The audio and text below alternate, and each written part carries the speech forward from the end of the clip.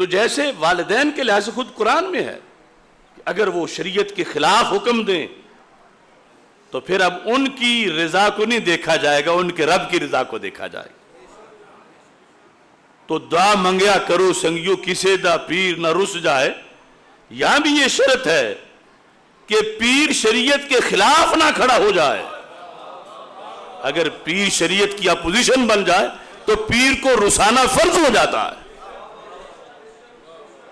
مجھے اچھی طرح یاد ہے بکی شریف میں حافظ الحدیث حضرت پیر سید محمد جلال الدین شاہ صاحب رحمۃ اللہ علیہ کا چیلم شریف ہو رہا تھا۔ آج اتفاق سے اس چیلم کی جامع مسجد بکی شریف کے چیلم کا اجتماع تھا۔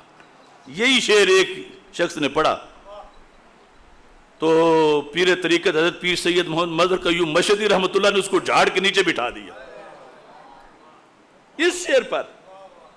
یہ خاص پس منظر میں کچھ لوگ یہ پڑھتے تھے تو آپ نے اسے بٹھایا، فرمایا ہر پیر کو ناراض کرنے، یعنی کبھی تاریخ میں مسلمانوں پر وہ زمانہ رہا کہ جس وقت قربانیاں درکار تھیں حب اہل بیت رضی اللہ تعالیٰ عنہ کے لیے، آج بھی درکار ہے، مگر آج مرض توہین صحابہ کا ہے اور یہ دوائی فرض ہے دینا۔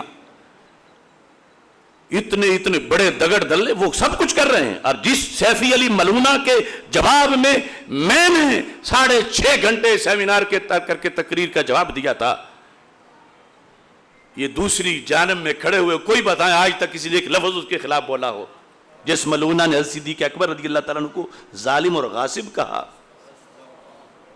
کیا امت کے پیروں پر اس شخص کا کوئی حق نہیں صدیق اکبر رضی اللہ تعالیٰ عنہ؟ اور پھر جس نے تحفظ کیا جیل میں بھی وہی گیا، حالانکہ یوصیکم اللہ فی اولادکم جو کم ضمیر ہے اس کے سارے اجتہاد کا ذکر تھا جو ساری امت لکھتی آئی ہے۔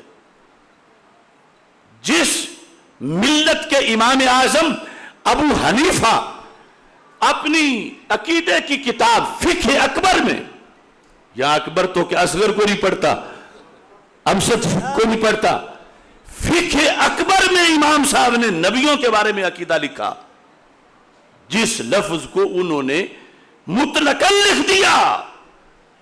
ہم نے تو اس کی پہلے وضاحت کی کہ یہ اختلاف ہے، روافض وہ کہتے ہیں، پیر میر علی شاہ صاحب یہ کہتے ہیں، پہلے باقاعدہ معین کیا کہ یہ اجتہاد کی بات ہو رہی ہے، پھر بھی رفض کا دباؤ اتنا تھا کہ ہمارے لوگوں کی ٹانگیں کانپ گئیں اور ان کے ساتھ مل گئے۔ اور ادھر یہ ہے فقہ اکبر، امت میں سب سے پہلے قرآن کے بعد جس بندے نے کتاب لکھی وہ امام اعظم ابو حنیفہ ہیں، اور انہوں نے ایک تو ویسے فقہ لکھی نا، لیکن یہ جو علم کلام اور عقیدہ یہ ہے فقہ اکبر۔ فقہ اکبر انہوں نے لکھا کہ امت کو انبیاء علیہ السلام کے بارے میں عقیدہ کیا رکھنا چاہیے۔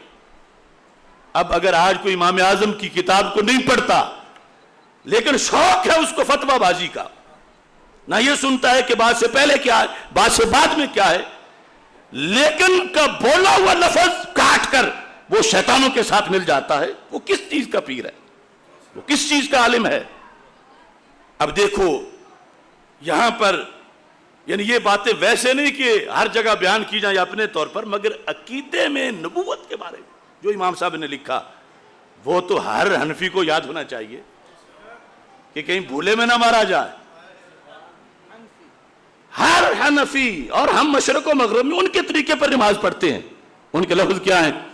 کہتے ہیں وَالْأَنْبِيَاءُ صَلَوَاتُ اللَّهِ عَلَيْهِمْ أَجْمَعِينَ كُلُّهُمْ مُنَزَّهُونَ، ہر نبی اللہ کی صلوات ان پہ ہوں، سارے کیا ہے؟ منزہون، پاک ہیں، کس سے؟ ان الصغائر، صغائر سے، والکبائر، کبائر سے، والکفر، کفر سے، والفواحش، فحاشی سے۔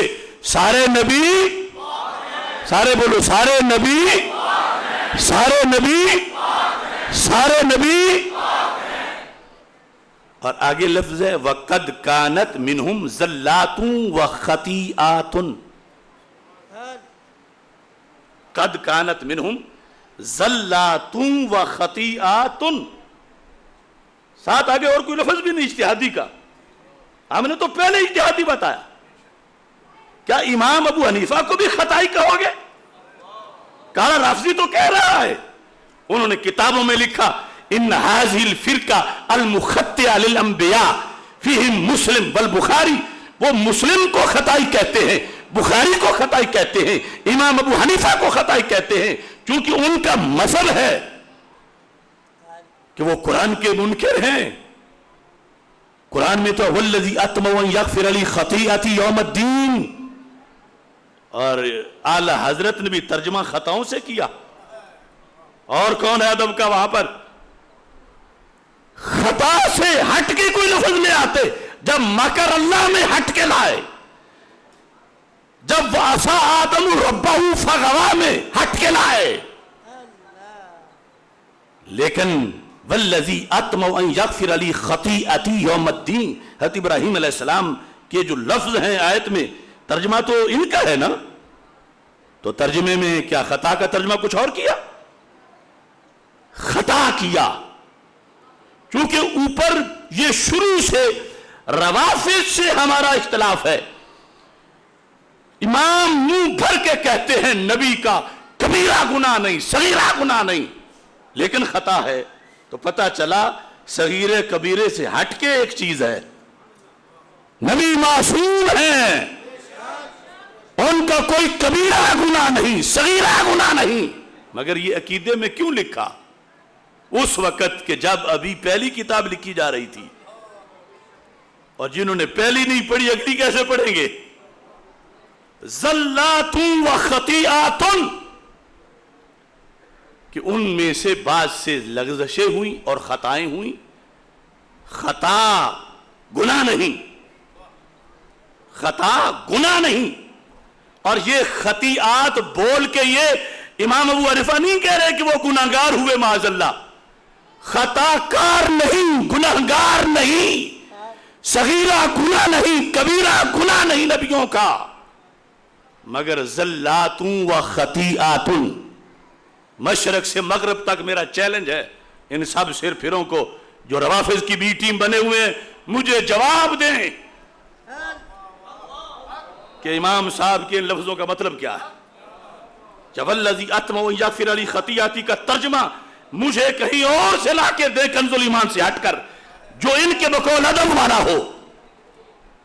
تو جو لفظ شان نبوت کے لحاظ سے ان اماموں نے بولا، یہاں تو بات ہی اجتہاد کی تھی، پہلے ذکر کیا اس کا اور پھر وہ لفظ بولا گیا. لیکن انہیں اتنی توفیق نہیں کہ ایک جملہ پہلے سن لے. انہیں جو کسی نے ہوا بھری روافض نے، اس پر چل نکلے. اور اب سارا وہ طبقہ، ہم نے تو کچھ نہیں کیا، لیکن خود ہی جنازے پڑھتے ہوئے پہلے کہتے یہ گستاخی سے آبا ہے، پھر اللہ اکبر پیچھے کھڑے ہو جاتے.